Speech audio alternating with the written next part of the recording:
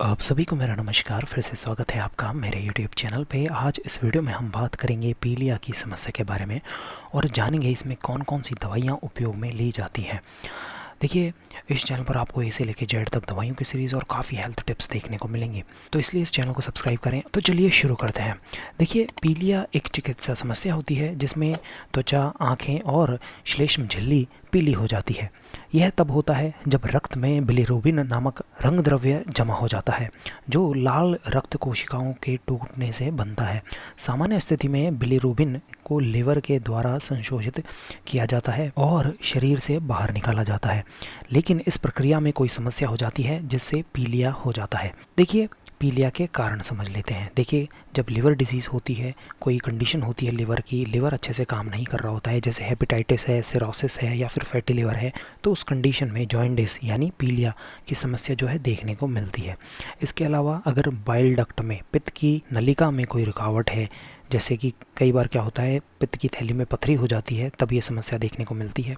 या फिर कोई ट्यूमर हो जाता है, कोई गांठ हो जाती है, या फिर कोई इन्फ्लामेशन हो जाता है पित्त की थैली में या फिर पित्त की नली में, तो क्या होता है, जो बाइल डक्ट है वो ब्लॉक हो जाती है पित्त की नली का, और बिलिरुबिन जो है शरीर में बढ़ जाता है, जिससे पीलिया होने का चांस रहता है। इसके अलावा हीमोलाइटिक अनीमिया, जब लाल रक्त कोशिकाएं, रेड ब्लड सेल्स, आरबीसी जिसे हम बोलते हैं, जब बहुत ज़्यादा जल्दी टूटने लगती हैं, तो लिवर जो होता है वो उस बिलिरुबिन को प्रोसेस नहीं कर पाता है, जिससे जॉइंडिस हो जाता है। इसके अलावा आनुवांशिक विकार, जेनेटिक डिसऑर्डर में भी कई बार ये चीज़ें देखने को मिली हैं, पीलिया की समस्या। देखिए, इसके लक्षण समझ लेते हैं। देखिए, त्वचा, आंखों पर पीलापन आ जाता है, इसका जो सबसे बड़ा इसका लक्षण होता है। रक्त में बिलिरुबिन की अधिक मात्रा जमा होने लग जाती है, और जो मूत्र है वो भी बहुत ज़्यादा गहरे रंग का होने लग जाता है, और जो मल होता है वो भी पीले रंग का ज़्यादा होने लग जाता है, क्योंकि बिलिरुबिन जो होता है वो अच्छे से डाइजेस्ट नहीं हो पाता। देखिए, थकावट और कमज़ोरी रहती है। लिवर अगर सही से अच्छे से काम नहीं कर रहा है तो शरीर थका हुआ रहता है और कमज़ोर महसूस करता है। इसके अलावा खुजली, त्वचा में पित्त नमक जो है जमा हो जाता है, जो खुजली का कारण बनता है। इसके अलावा मतली और उल्टी। देखिए, पाचन समस्या जो है देखने को मिलती है, वॉमिटिंग होने करने का मन करता है,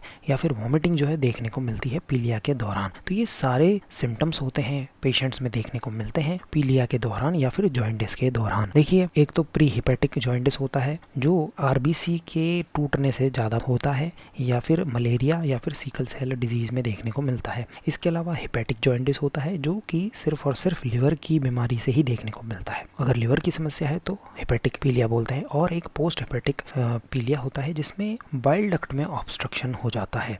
तो 3 तरीके के पीलिया जो है देखने को मिलते हैं। देखिए, टेस्ट कैसे किए जाते हैं ये समझना बहुत ज़रूरी है। बिलिरुबिन जो होता है उसका टेस्ट किया जाता है, लिवर एंजाइम्स के टेस्ट किए जाते हैं, जिससे पता चलता है कि लिवर में कोई समस्या है, इसलिए पीलिया हो रहा है। इसके अलावा अल्ट्रासाउंड, सीटी स्कैन, एमआरआई द्वारा भी लिवर में या फिर कोई रुकावट तो नहीं है उसको जांचने के लिए ये सारे टेस्ट जो हैं किए जाते हैं। लिवर फंक्शन टेस्ट जो है किया जाता है कि लिवर अच्छे से काम नहीं कर रहा है या कर रहा है। इसके अलावा बायोप्सी भी की जाती है। कई मामलों में सूजन, कैंसर या फिर सिरोसिस का पता लगाने के लिए बायोप्सी की जाती है, जिसमें टिश्यू लिया जाता है और सेल्स को जांचा जाता है। देखिए, इसमें दवाइयाँ कौन सी यूज़ करते हैं वो समझ लेते हैं। डायूरेटिक्स होती हैं स्पाइरोनोलेक्टोन और फ्यूरासामाइड। जो डायूरेटिक्स होती हैं मतलब मूत्रवर्धक दवाइयाँ होती हैं, जो फ्लूइड जो हमारे शरीर में जमा हो रहा होता है उसे बाहर निकालने का काम करती हैं। इसके अलावा लैक्टुलोज होता है, जो कि लिवर में बढ़ने की जो समस्या होती है, एन्सेफेलोपैथी होती है, उसे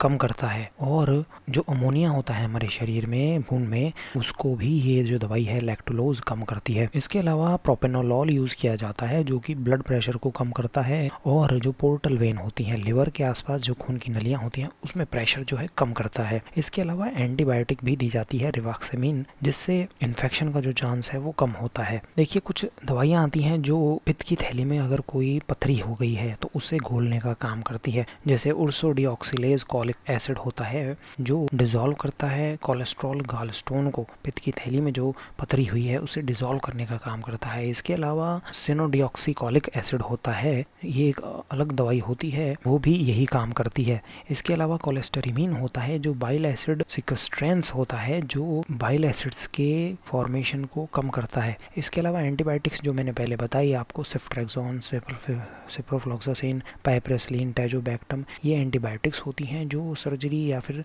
अगर एंडोस्कोपी हो रही होती है उस दौरान यूज़ की जाती है, क्योंकि ये जो दवाइयाँ होती हैं जो इन्फेक्शन का जो चांस होता है उसे कम करती हैं। देखिए स्टेरॉइड्स भी यूज़ की जाती हैं। प्रेडनिसोलोन जो होती है कॉमनली यूज़ की जाती है इम्यून सिस्टम को एक्टिवेट होने से रोकने के लिए, क्योंकि कई बार क्या होता है लिवर पर ही हमारी जो इम्यून सिस्टम है वो नकारात्मक प्रभाव दिखाने लगता है, नेगेटिव इम्पैक्ट डालने लगता है, तो उसे रोकने के लिए स्टेरॉइड्स, प्रेडनिसोन दवाई का उपयोग जो है किया जाता है।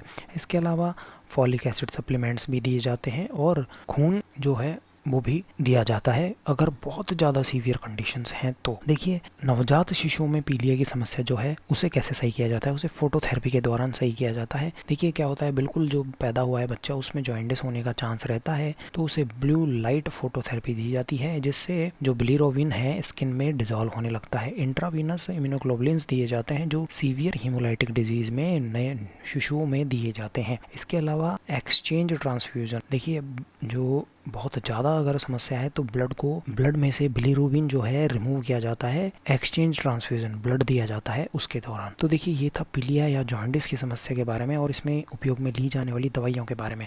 तो ये वीडियो आपको कैसा लगा प्लीज़ आप कमेंट करें, इस वीडियो को जरूर लाइक करें और मेरे चैनल को जरूर सब्सक्राइब करें। ये वीडियो देखने के लिए धन्यवाद।